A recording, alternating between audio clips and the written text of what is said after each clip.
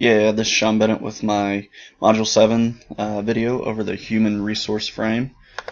Real quick review of what the video on the human resource frame of leadership showed.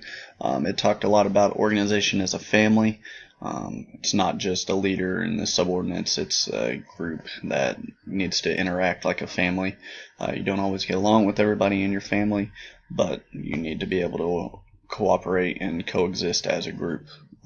The next part of it is to talk about its focus, and the focus of the human resource frame was on skills, attitudes, communication, and teamwork. And then the goal, obviously, of it was to align the organizational and human needs so that they coexist. The next part of the assignment, and talk about the school hierarchy pyramid.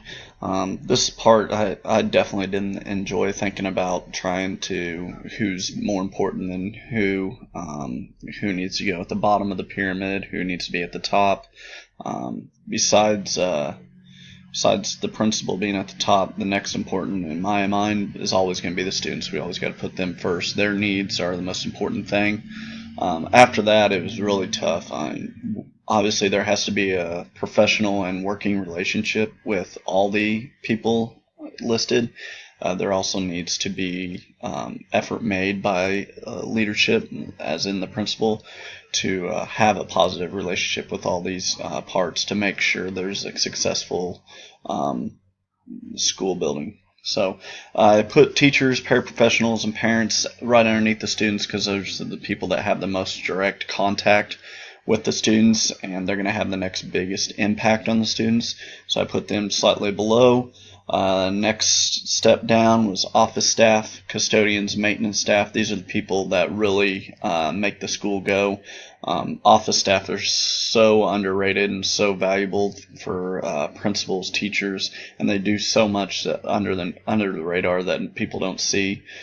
Custodians as well, maintenance staff as well. Without these people, schools wouldn't be as clean, wouldn't be as tidy, wouldn't be kept up the way they were. Specifically where I'm from at Winfield, our maintenance staff does an amazing job. They're on top of stuff right away as soon as you need it.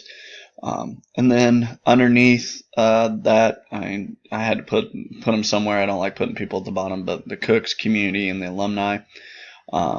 It's not saying that we don't need to have important relationships with good relationships with these people, but the cooks are obviously, we want to keep them happy and making their food for the kids. Community is definitely important to have a positive relationship with them, so we can have a positive outlook for the school. The community can do a lot of different things for the school.